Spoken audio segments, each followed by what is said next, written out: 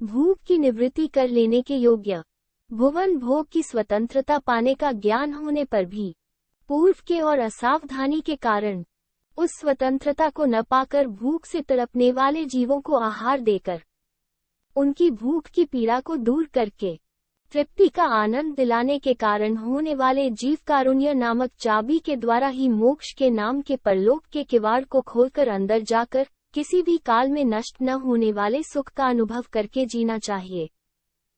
इसलिए जीव कारुण्य नामक मोक्ष ग्रह की चाबी को अपने जीवन काल में ही कमाए हुए गृहस्थ लोग चर्या, क्रिया, यज्ञ, ज्ञान आदि साधनों की सहायताओं के बिना ही किसी भी काल में न प्राप्त किए हुए सुख के ग्रह पहुंचकर उस ग्रह के किवाड़ को खोलकर अंदर जाकर नित्य मुक्त होकर जिएंगे।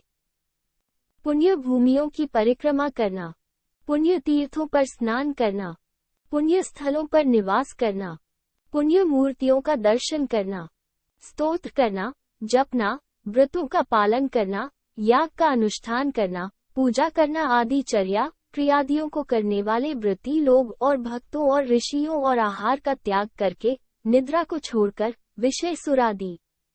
त्रिविध इच्छाओं का त्याग करके इंद्रियों को अपने वश में लाकर ध्यानमग्न होकर योग में रहने वाले योगियों और असीमित सिद्धि का आनंद प्राप्त सिद्ध लोग और नित्य अनित्यों को जानकर सभी बंधनों से मुक्त होकर ब्रह्मानुभव को प्राप्त ज्ञानी लोग भी यदि जीव कारुण्य नाम की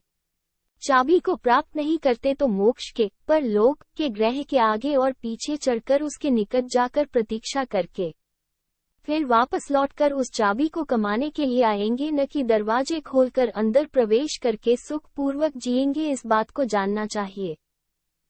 इसलिए बुद्धिशाली जीवों को जीव कारुण्य ही ईश्वर की आराधना होती है, इस बात को जानना होगा। इसके अलावा जीव कारुण्य की शीलता का पालन करने वाले होकर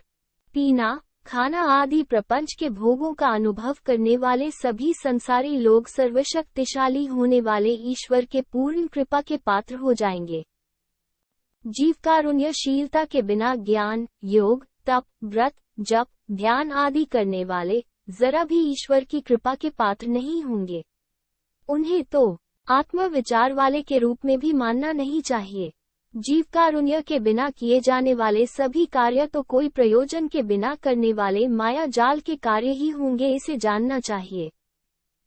सभी जीव ईश्वरीय प्राकृतिक सच्चाई के सार्वभौमिक रूप होने के कारण और उनके अंदर ईश्वर की कृपा का स्पष्टीकरण प्रकट होने के कारण और गृहस्थ लोगों में अपने माँ बाप,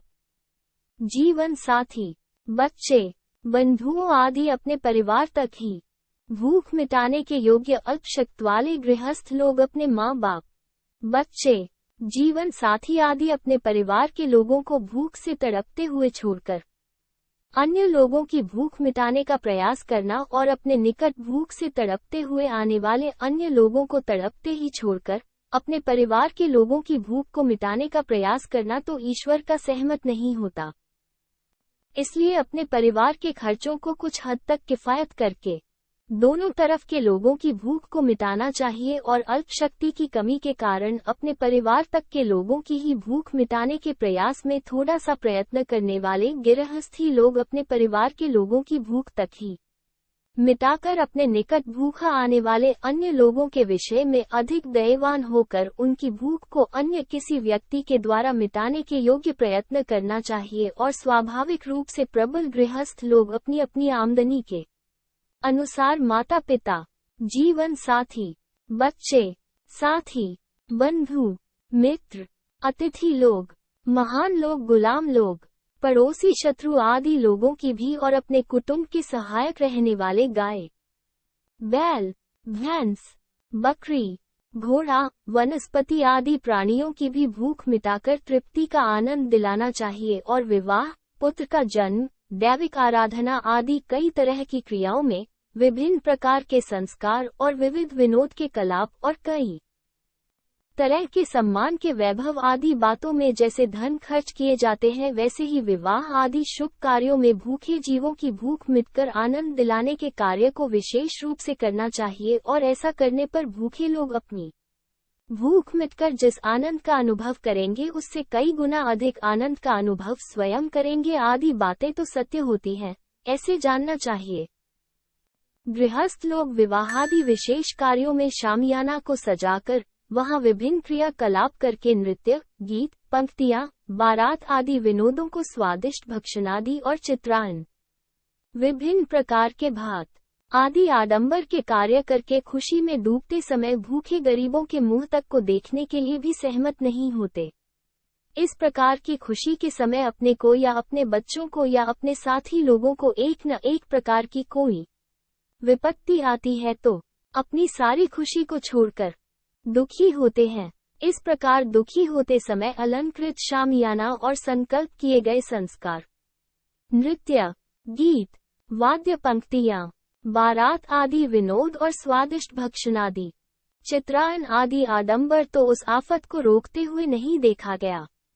उन शुभ कार्यों में रहते हुए भूखे जीवों को आहार देकर भूख मिटाकर उनके मन और मुख पर ईश्वर का स्पष्टीकरण और ईश्वरीय प्रसन्नता को प्रकट होने दें, तो वो स्पष्टीकरण और प्रसन्नता उस क्षण पर घटित हुई आफत को दूर करके स्पष्टीकरण और प्रसन्नता को क्या सचमुच ही तो उत्पन्न नहीं करेगा। इसलिए विवाह आदि विशेष वैभवों पर अपने अपने स्तर के अनुसार भूखे लोगों की भूख को दूर करके तृप्ति आनंद को दिलाना तो अनिवार्य होता है, ऐसे समझना चाहिए।